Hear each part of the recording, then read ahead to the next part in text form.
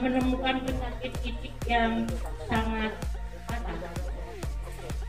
Pernah ya bapak-bapak? Misalnya gangguan pernapasan, ini infeksius, jadi pilek, ini oleh bakteri ya Bu ya. Coryza ini. Nah, ini disebabkan oleh suatu bakteri yang namanya Haemophilus gallinarum.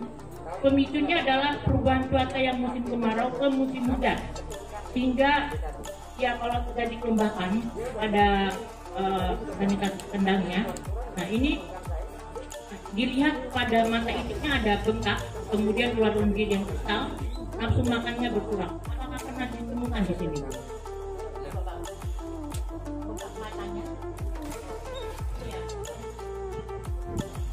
Kemudian yang lainnya adalah memang dia tahan terhadap penyakit ini. Tapi kalau terus menerus dibiarkan, maka dia akan menyebabkan kematian juga.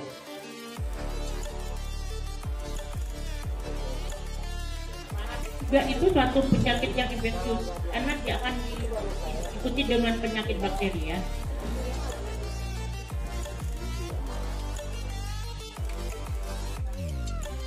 Yang Pasteurella multisida juga ini, hanya nafsu makan berkurang. Ini seperti penyakit jang ya. Kalau ini, jadi kalau misalnya kita bedah di dalam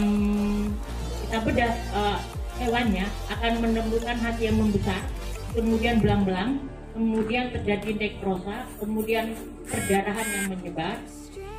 Ini yang sering menyerang. Ini kalau ada hewan yang pada titik yang sangat kotor sekali ya Bu ya. Ini biasanya cepat sekali. Jadi kalau pada jenggernya itu menyebabkan bunuh-bunuhan seperti ND. Kemudian koksidiosis juga ini suatu penyebab protozoa, tapi ini menyerangnya pada hewan-hewan yang ya biasanya terjadi perdarahan.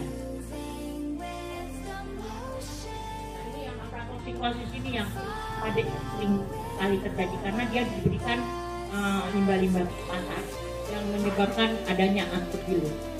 Nah ini yang sering saya pernah menemukan ini di yang tapi saya nggak ngomong waktu itu ada koyongan dia ya nggak mau makan, kemudian dia kelumpuhan. Ini yang disebabkan karena di dalam hatinya ada perdarahan. Kemudian di dalam perutnya ada cairan rongga perut, karena di situ terjadi hatinya tidak bisa membentuk pencernaan secara sempurna sehingga menimbulkan adanya air dalam perutnya.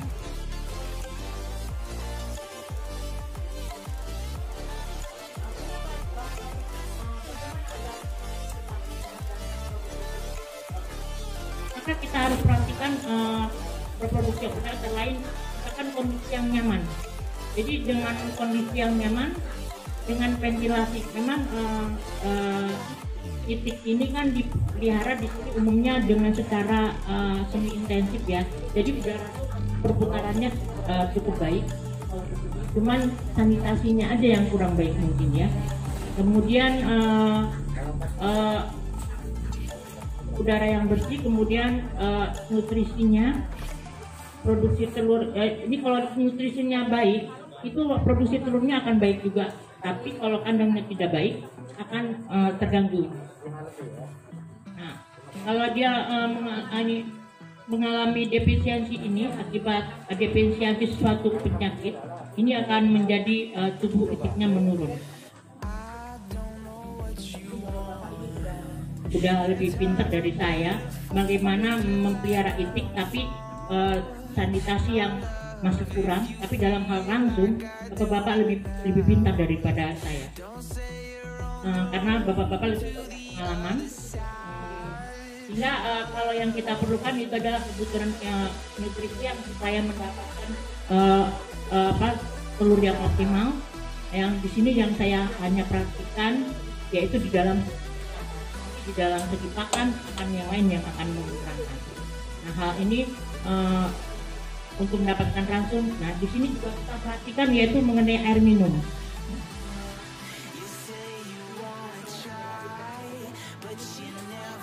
Saya akan menerangkan ini tentang flu burung. Flu burung ini sangat berbahaya bagi baik hewan maupun manusia, karena dia dapat menularkan pada manusia. Jadi secara langsung bahwa kita kena flu burung itu akan kalau kita memelihara, makanya kalau kita mengasih makanan atau membersih pakai sarung tangannya. Nah, ini dengan ternak unggas yang sehat. Kemudian secara tidak langsung adalah sepatu yang kita inginkan kita masukin. Jadi kalau misalnya kita dari kandang, sepatu yang dari kandang ini jangan kita bawa ke rumah.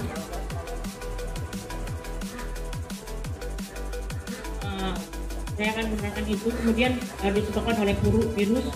Nah, ini tanda klinisnya adalah pernapasan. Di sini sangat patogen sekali, sangat ganas ya. Kalau tidak ganas, dia tidak menimbulkan gejala. Kemudian di dalam itu sendiri itu menjadi yang sangat ini melalui evolusi dan yang sudah mengalami perubahan dalam bentuk itik berbahaya, karena itik ini biasanya tahan terhadap satu penyakit, tapi kalau dia sudah menyerang itik berarti penyakit ini sangat berbahaya, sehingga kalau dia sudah menderita maka akan menularkan kepada yang mempunyai. Masa inkubasinya ada 5 hari. Jadi kalau munculnya itu mirip dengan penyakit Newcastle disease ND. Kemudian flu burung ini sangat tinggi. Jadi dia dalam 1 hari itu bisa mencapai semuanya kena. Jadi walaupun dia hewan kecil maupun hewan besar. Kemudian penyakit hewan yang dapat menular ke manusia ini adalah satu dari penyakit dunia. Tertentu secara langsung ini. Kalau pada manusia juga bisa menimbulkan meninggal juga ini, seperti kayak kalau ND kan tidak menular ya, tapi kalau flu burung ini menular. Jadi sangat, kalau dia sudah kematian dalam 1 hari misalnya punya 300, kemudian dia lihat sesak napas itu langsung mati, itu dari misalnya 100 mati 90 itu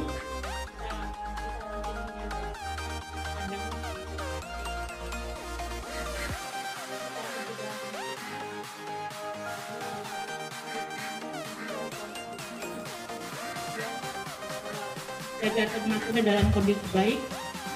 Ini bagaimana rasa peternakan bebas dari prinsip-prinsip tersebut. Satu, jagalah agar ternak unggas dalam kondisi baik. Kemudian jagalah ternak unggas selalu dalam lingkungan yang terlindung. Kemudian periksalah barang-barang yang masuk ke peternakan.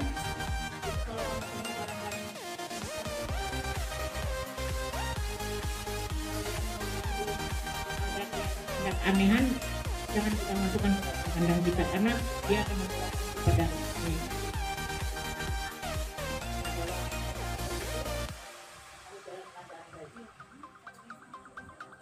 Lalu dalam lingkungan yang terlindung, maksudnya yang terlindung ini bahwa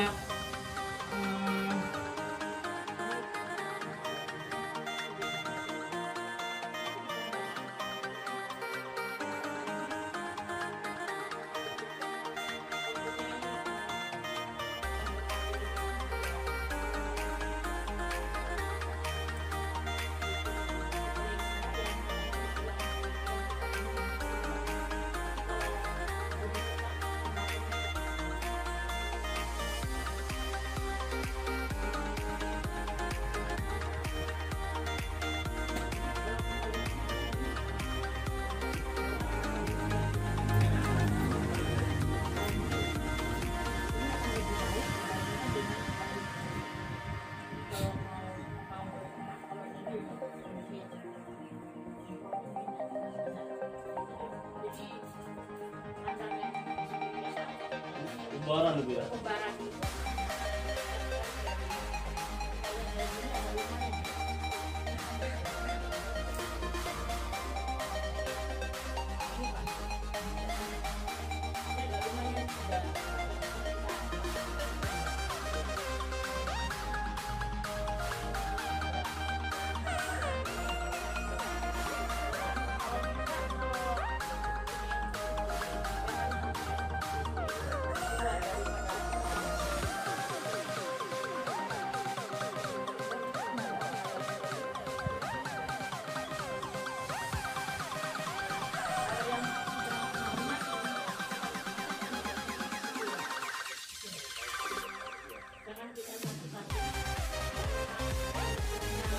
juga kayak kalau kita tahu ya ini udah demam, udah demam kita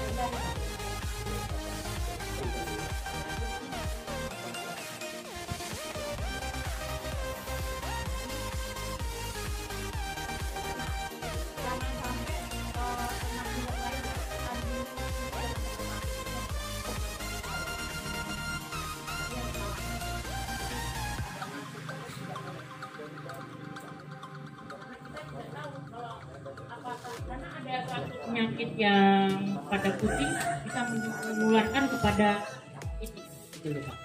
Jadi kalau bisa yang jangan sampai dimasukkan anjing atau kucing. Apa yang lebih bisa dalam perpustakaan kita kalau